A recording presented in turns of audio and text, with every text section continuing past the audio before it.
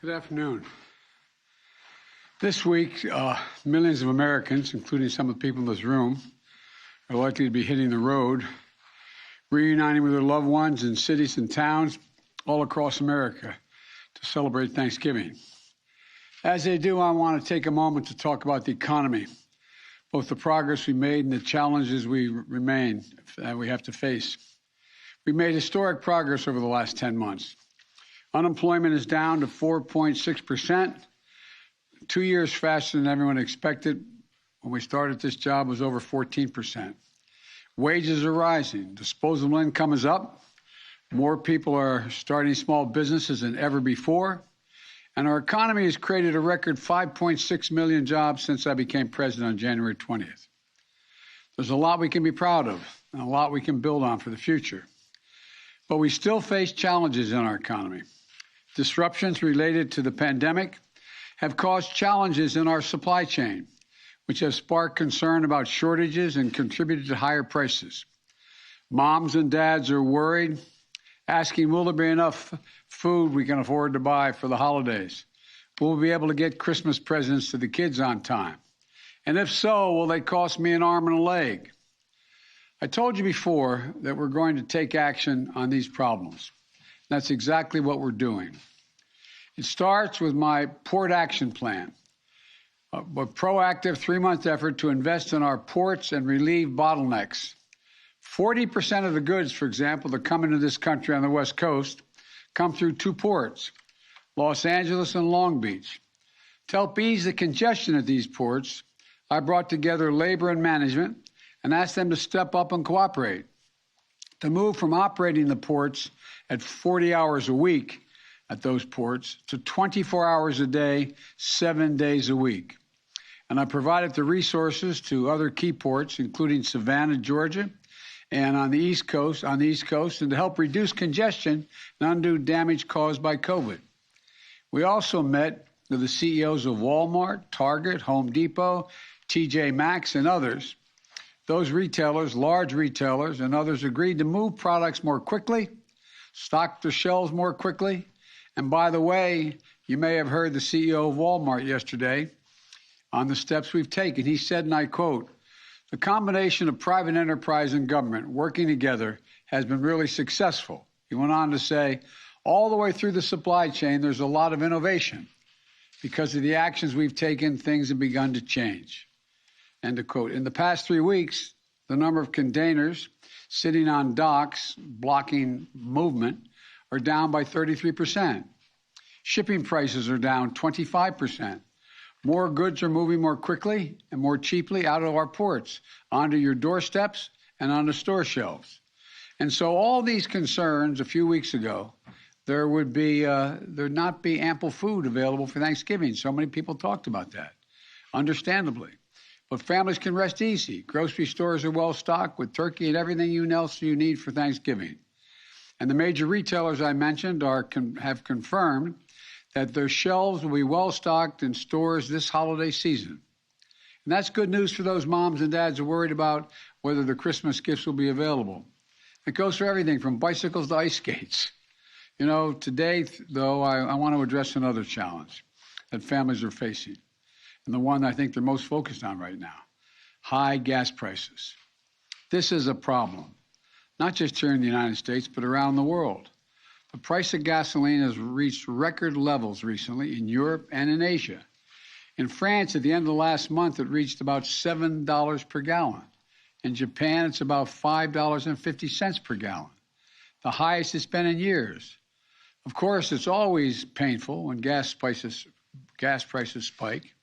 Today, the price of gas in America, on average, is $3.40 a gallon. In California, it's much higher. The impact is real. But the fact is, we faced even worse spikes before. Just in the last decade, we saw it in 2012 when the price of gasoline hit $3.90. We saw it in 2014 when it hit $3.69.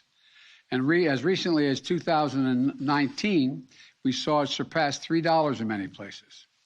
The fact is, we always get through those spikes, but we're going to get through this one as well, and hopefully faster. But it doesn't mean we should just stand by idly and wait for prices to drop on their own. Instead, we're taking action.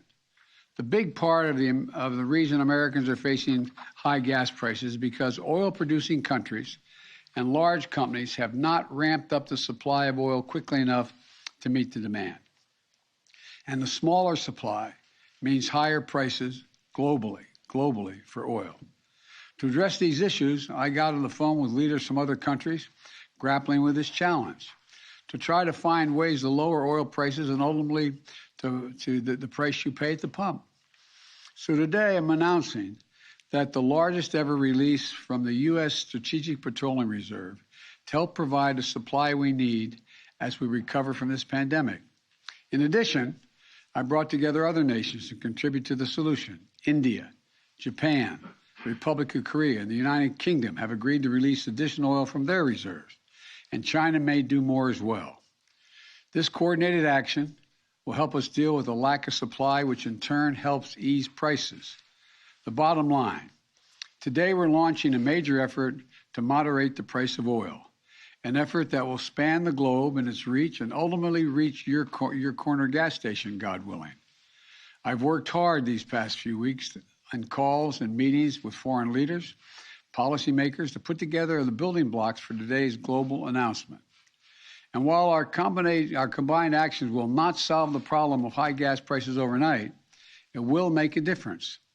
It will take time, but before long, you should see the price of gas drop where you fill up your tank. And in the longer term, we will reduce our reliance on oil as we shift to clean energy. But right now, I will do what needs to be done to reduce the price you pay at the pump. From the middle class and working families that are spending much too much, and it's a strain. And you're the reason I was sent here to look out for you. There's another issue that we'll be addressing as well. Because the fact is the price of oil was already dropping prior to this announcement, and many suggest in anticipation of the announcement. The price of gasoline in the wholesale market has fallen by about 10% over the last few weeks. But the price of the pump hasn't budged a penny. In other words, gas supply companies are paying less and making a lot more. And they do not seem to be passing that on to the consumers at the pump. In fact, if the gap between wholesale and retail gas prices was in line with past averages, Americans would be paying at least 25 cents less per gallon right now, as I speak. Instead, companies are pocketing the difference as profit. That's unacceptable. And that's why I've asked the Federal Trade Commission to consider whether potentially illegal and anti-competitive behavior in the oil and gas industry is causing higher prices for consumers, so we can assure the American people are paying a fair price for their gasoline. I also want to briefly address one myth about inflated gas prices.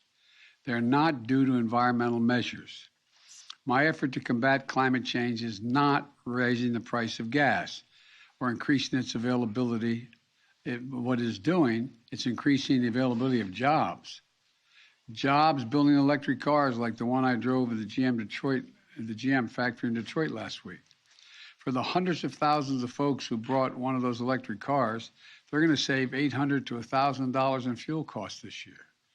And we're going to put those savings within reach of more Americans and create jobs installing solar panels, batteries, electric heat pumps, jobs making those clean power generating devices. And by the way, deploying these technologies for each home where they're installed is going to save folks an additional hundreds of dollars in energy costs every year. Let's do that. Let's beat climate change with more extensive innovation and opportunities.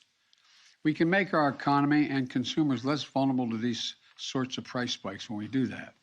And finally, even as we meet to work out this challenge, it's important to maintain perspective about where our economy stands today. The fact is, America has a lot to be proud of. We're experiencing the strongest economic recovery in the world. Even after accounting for inflation, our economy is bigger and our families have more money in their pockets than they did before the pandemic. And America is the only major economy in the world that can say that. It's testament to the grit and determination of the American people, as well as our unique approach to this recovery and our focus on rebuilding our economy from the bottom up and the middle out. not the top down.